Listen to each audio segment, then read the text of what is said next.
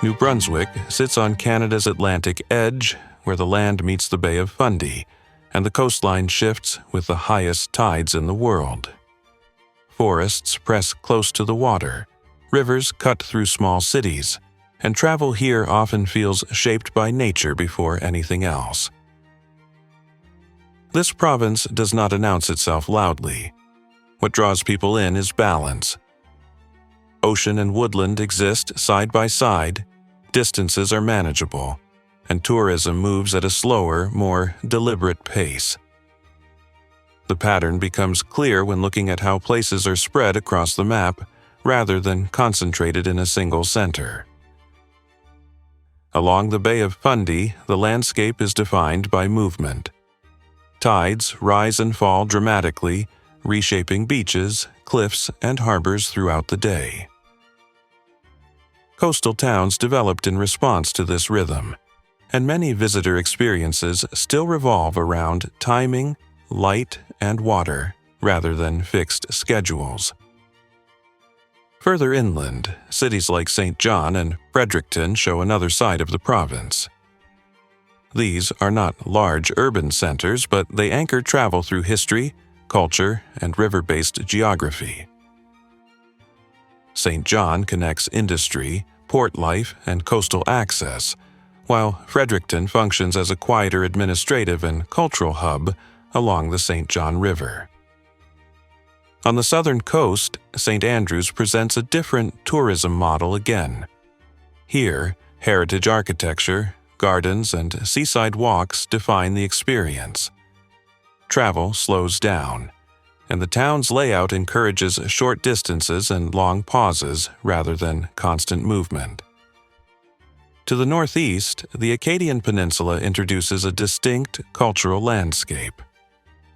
Language, food traditions, and fishing communities shape tourism in ways that feel separate from the rest of the province. This is where regional identity becomes part of the travel experience, not as a performance, but as everyday life. Together, these places show why New Brunswick often appeals to travelers looking for variety without intensity. Nature leads, cities support, and culture fills in the details. The province rarely competes for attention, but it consistently rewards time. Now, with this context in mind, it's time to take a closer look at these places one by one.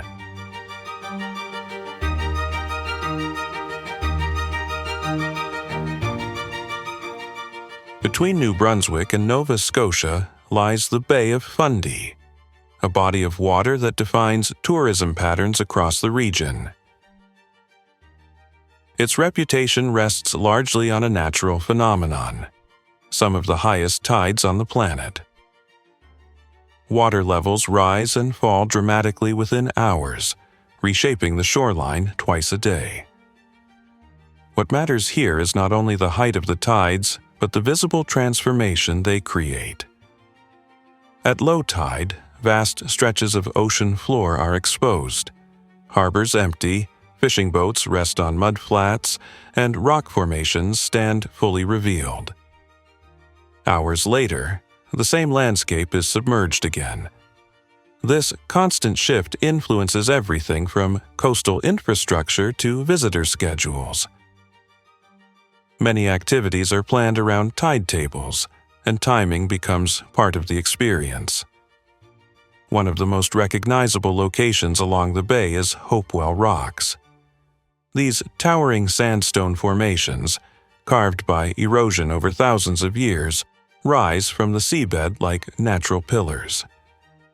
At low tide, visitors can walk directly on the ocean floor and stand beside the rock formations, observing their scale from below. When the tide returns, the same rocks become sea stacks surrounded by water, and kayaking routes open between them. The contrast between these two perspectives is central to the site's appeal. The geology behind Hopewell Rocks tells a longer story. Layers of sedimentary rock have been shaped by wind, water, and ice, but it is the powerful tidal cycle that continues to sculpt the formations today. Over time, sections collapse and new shapes emerge. Tourism here is built around witnessing an active process rather than a static landmark. Further along the coast, Fundy National Park expands the experience beyond tidal observation. The park combines rugged shoreline with inland forests, waterfalls, and the hiking trails. Coastal cliffs provide elevated views over the bay, while forest paths lead to rivers and cascades shaped by the same tidal forces that define the coastline.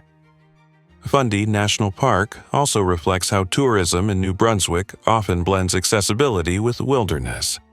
Campgrounds, scenic drives, and well-marked trails make the landscape approachable. Yet large areas remain quiet and relatively undeveloped. The pattern becomes clear when comparing viewpoints along the coast with the deeper interior trails.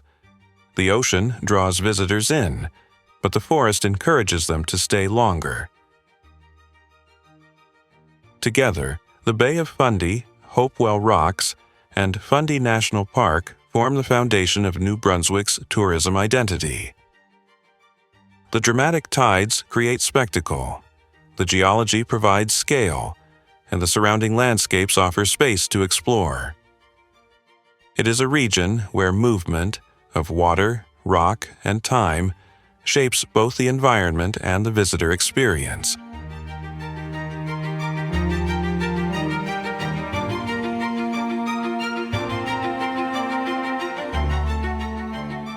As the coastline stretches north from the Bay of Fundy, the terrain gradually shifts. Sheer cliffs and powerful tides give way to dunes, lagoons, and protected wetlands. This is where Kouchibouguac National Park begins.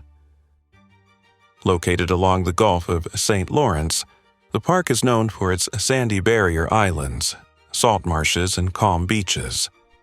Tourism here focuses on cycling trails, boardwalks across marshland, and accessible coastal viewpoints rather than dramatic elevation. The environment feels open and horizontal, shaped by wind and shallow water instead of steep rock walls. Acadian heritage is also present in interpretation centers and nearby communities, adding cultural context to the landscape.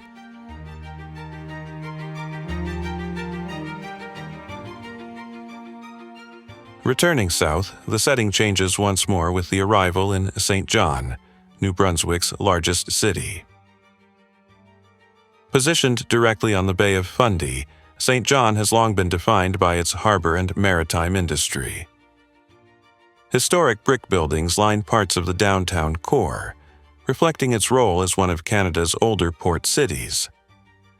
One of its most distinctive natural features is the reversing Falls Rapids, where the St. John River meets the bay. Strong tidal forces can temporarily reverse the river's flow, creating visible turbulence that draws visitors to lookout points. In St. John, urban heritage and tidal geography intersect, reinforcing how closely the province's cities remain tied to the Atlantic coast.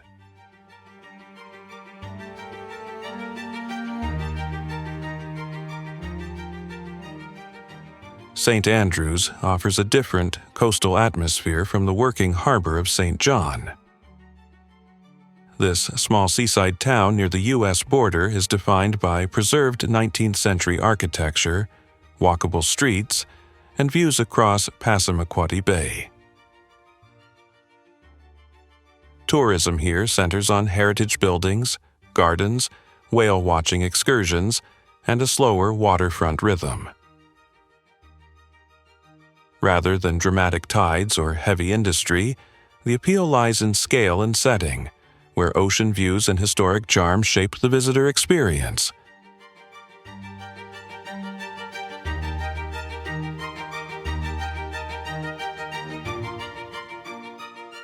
Moving inland, Fredericton shifts the focus from coastline to river valley. As the provincial capital, it sits along the St. John River and functions as the administrative and cultural center of New Brunswick.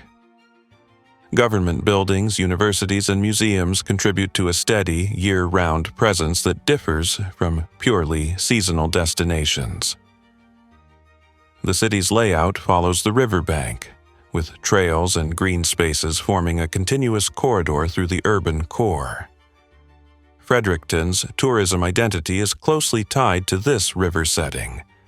Cycling paths, pedestrian bridges, and waterfront parks encourage outdoor activity without leaving the city.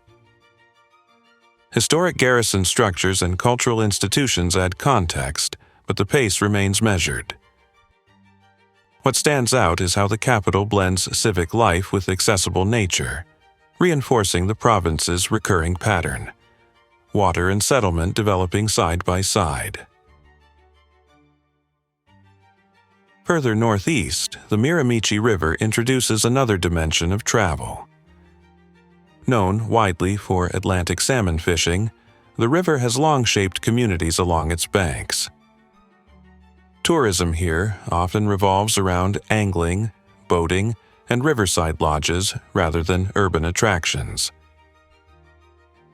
The WanderWay cuts through forested landscapes, creating a setting where recreation and local tradition remain closely linked to the natural environment.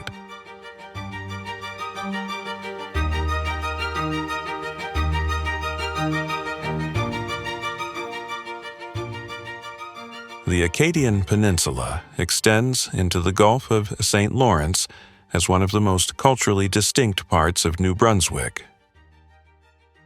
Small fishing harbors line the coast, where lobster boats and seafood processing remain central to the local economy. Villages are closely tied to the sea, and daily life often follows the rhythm of the fishing season.